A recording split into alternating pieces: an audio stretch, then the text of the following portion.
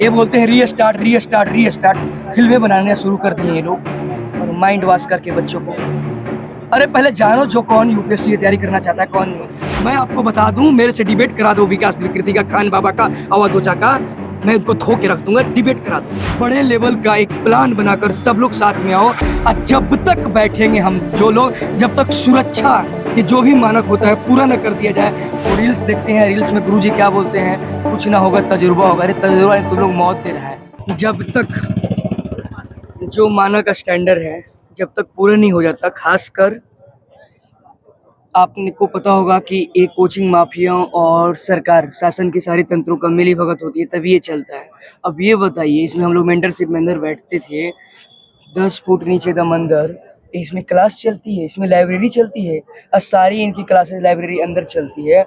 भगवान न करे, खुदा न खास्ता करे, अगर मैं ये नाला अगर मैं टूटती है भी कमज़ोर है या कोई वैसा शॉर्ट सर्किट, ये कि भी नहीं बचेगा, हज़ारों मारे जाएंगे। इस बात को मैं कई बार बोला, कई बार लिख कर भी दिया, लेकिन ये सुन नहीं रहे थे। और आखिर में इनकी आंखें उस वक्त ही खुल जानी चाहिए था जब नीलेश नाम का लड़का मारा गया पटेल नगर में, मतलब करेंट लगने से। और आपको पता होगा उसमें हुआ क्या था, ये भी पता है कि वाटर लॉगिंग थोड़ा सा बारिश होता है हो जाती है, उसमें करंट आई, वो मारा गया। तो उस वक्त इन लोगों का दिमाग कम नहीं किया। ड्यूटीज की बात करते हैं तो हम लोग का ड्यूटी जो अपना फॉलो करते हैं, ये क्यों नहीं किए? उसी वक्त ये सतर्क हो गए होते, उसी वक्त ये बंद कर दिए होते, उसी वक्त सील हो गया होता, तो करोल बाग के रॉ आईएएस वाला इतना बड़ा कांड तो नहीं होता, इतने लोग नहीं मारे जाते हैं। अच्छा, जैसे कि हम लोग को पता है कि पिछली बार मुखर्जी में आग लगी थी, कुछ उसके बाद कुछ कार्य किए गए, बैनर हटाए गए, फिर से बैनर लग गए, तो आपको लगता है जो अभी सील किए गए हमेशा के लिए सील रहेंगे, बाद में ओपन हो सकता है ऐसा कुछ? अरे 2-4 दिन के बाद देखिएगा सब लोग शांत हो, क्योंकि जानता है क्या स्टूडेंट है, यूपीसीएस यूपीएससी ये सब तैयारी करने वाला कॉलेज का स्टूडेंट तो है नहीं चीजें। और पता है इन लोगों का नेक्सस होता है, सरकारें इनसे मिली रहती है, सारी तंत्र इनकी है। फिर खोल देंगे। अभी देखिए लाइब्रेरी वगैरह खुल ही गया है, सब कुछ आप देखो। वैसे ही उतना भयावह स्थिति था, 5 मंजिला से हमारा साथी जो आईएएस की तैयारी करने के लिए सपना लिख रहा है, खुद के जान बचा रहा था अपनी, और फिर खुला, सेम वैसे ही चला, फिर वही सीन होगा। और आप अगर मैं आवाज उठाओगे तो आपको ऊपर दबाव डालेंगे, दबाने के लिए आपकी आवाज, झूठी धमकी, मारने की धमकी दिया जाएगा, उल्टा सीधा बोले। वो बच्चे खासकर बेचारे 12th किए होते हैं, ग्रेजुएशन तुरंत किए, उनको कितना बुद्धि होता है, उतना माइंड विकसित उनका होता नहीं है। वो रील्स देखते हैं, रील्स में गुरुजी क्या बोलते हैं, कुछ ना होगा तजुर्बा होगा। अरे तजुर्बा ने तुम लोग मौत दे रहा है, मौत दे रहा है ना, तजुर्बा दे रहा है। ये तो मर्डर है ना, ये मरा थोड़ा ना बच्चा है, ये सब मर्डर किए गए हो तुम लोग। ये सब तुम मौत का सौदागर हो और तुम सब पर बड़ी से बड़ी कार्रवाई होना चाहिए। हम तो कहते हैं पब्लिक प्लेस में ऐसे लोगों को हैंग करो, 1-2 लोग कर दोगे ना शासन के लोगों को, कोचिंग माफियाओं को, तो फिर सारा शांत हो जाएगा। क्योंकि जब किसी राष्ट्र के निर्माण में युवाओं की प्रमुख भूमिका होती है, जब उस राष्ट्र के युवा ऐसे मारा जाएगा तो आखिर में ये देश किस तरह जाएगा? आप सोच कर देखिए, ये देश किस तरफ जाएगा। और आज युवाओं पर किस तरीके से लाठियां बरसाई जाती है, क्या की जाती है, सबको पता है। हम लोग वहां प्रोटेस्ट कर रहे थे, करोल बाग मेट्रो के पास लाठियां बरसाई गई, पुलिस वाले ने ऐसे खींचने लगा, चोट लगी हुई है अभी मेरे को, ठीक ना।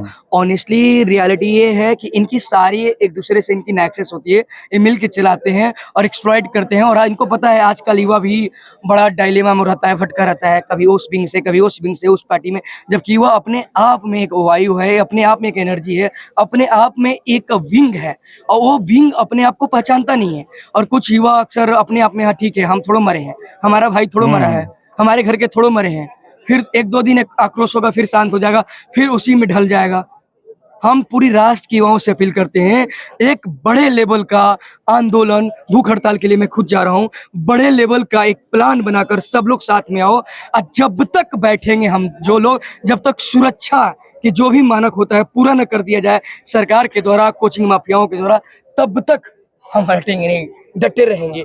नहीं तो फिर आए दिन हमारे भाई ऐसे मारे जाएंगे, क्योंकि इनको तो कोई मतलब, इनके बेटे तो होते नहीं, इनके बेटे तो फॉरेन में जाकर पढ़ाई करते हैं, यहाँ वहाँ करते हैं, खूब पैसे बना लिए हैं। अब बताइए विकास देवकीर्ति हो, ओझा हो और खान, ये सब बाबा कितना बनता है आकर रील्स में क्या क्या पढ़ाता है पता है। सबसे बड़ा माइंड वॉश क्या किया गया है, कई लड़कियों लड़कों से मैं भी मिलता हूँ और उनसे जब मैं बात करता हूँ, क्योंकि मैं खुद पढ़ता पढ़ाता भी हूँ, तो मैंने लड़कियों को देखा कि कई लड़का लड़की ये बोलता है कि अरे बाबू का कोई तो अपना माँ के गहने बेचकर, कोई खेत बेचकर कोई लोन लेकर आता है।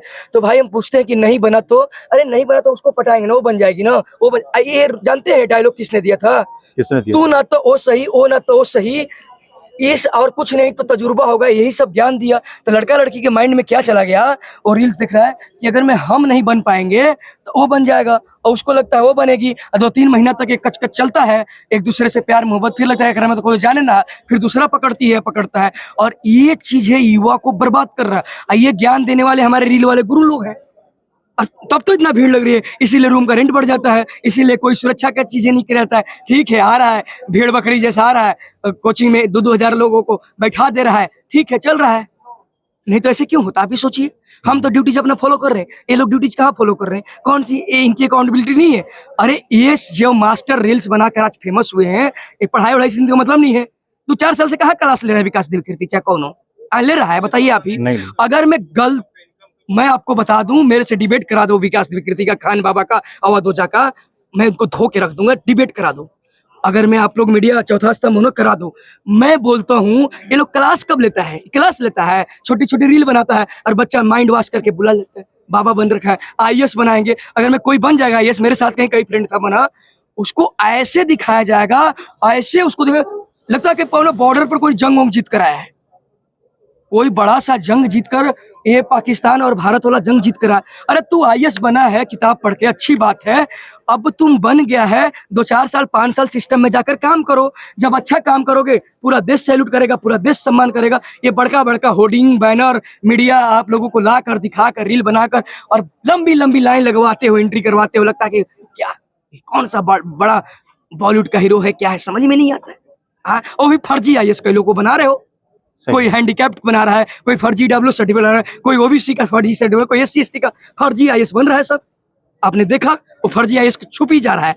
छुपने नहीं देंगे हम लोग, जिंदा रखेंगे, आंदोलन करेंगे, समझ रहे हैं? जब तक सांस रहेगा इन देश के लिए, इस राष्ट्र के निर्माण के लिए, इन युवाओं के लिए मैं लड़ूंगा, क्योंकि ये फर्जी सारा सिस्टम इन लोगों ने फर्जी बना दिया है। इन लोग का नेक्सस होता है ऊपर तक। आपको पता है कई आईएएस फर्जी बने, चेक करवा लीजिए, जांच करा लीजिए, मैं बता रहा हूँ कई फर्जी निकल जाएंगे, आपको ईडब्ल्यूएस वाला कई निकल जाएंगे। सही बात कह रहे हो। अच्छा, जैसे कि अभी आपने जो कांड हुआ उसका गुनहगार किसे मानते हो, और आपको लगता है न्याय मिल पाएगा इस तरीके से जैसे अभी चल रहा है? क्या न्याय मिलेगा ये बताइए? उस माँ बाप के धड़कन जो चला गया है वो आएगा, उस उस बहन का भाई आएगा, या उस बहन का भाई तो उस भाई का बहन आएगा, वो न्याय मिल पाएगा कभी? किस सपने के साथ आएगा? कभी मिलेगा? आप कंपेंसेशन देकर बोलते हो कि मैं इतना दे दूंगा चीजें, उससे क्या वो आएगा? नहीं आएगा। ये तो मर्डर किया गया है ना सर, नेचुरल तो डेथ है नहीं, और ये कोई नई बात भी नहीं है, आए दिन ऐसे हो रही घटनाएं, आए दिन हो रही है, रिपीट। ये बोलते हैं रीस्टार्ट रीस्टार्ट रीस्टार्ट, फिल्में बनाने शुरू कर दिए ये लोग, और माइंड वॉश करके बच्चों को। अरे पहले जानो जो कौन यूपीएससी की तैयारी करना चाहता है, कौन नहीं, जो डिजर्विंग है उसको सिस्टम में जाने दो, उसको तो नहीं। मोटी फीस लेते हो, फीस में देरी हो जाए तो क्या क्या करते, तो ये तो पूरा माफिया है, शिक्षा माफिया।